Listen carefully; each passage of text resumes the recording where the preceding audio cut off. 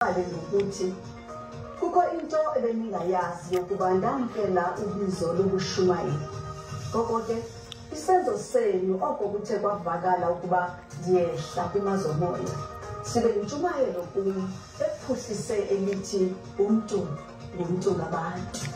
Kuyo yonke le minyaka niziphakamisile iindaba zesiXhosa nazibeka kwinqwanqwa eliphezulu ngaxeshanye nam nandifunqula nandibeka kwindawo ebanzi.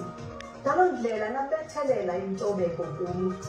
Nindisingathile ngezongalo zenu zobubele ngaxeshanye nandifundisa nindikhumbuza ukuba kanene uXhosa uthi isihlobo senene sesezini.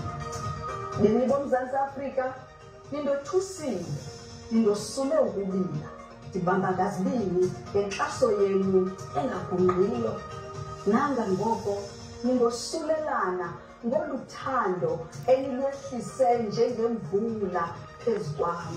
Ziphele iziganeko ezibeka ichaphaza kwilizwe lethu, iziganeko zempalalogazi yomntu ontsundu nesandla somntu ontsundu. Siyazalana sizwe simnyama. Nindithandile nam ndanithanda.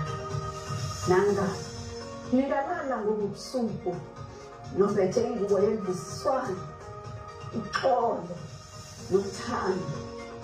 Ndinithanda nonke emakhaya.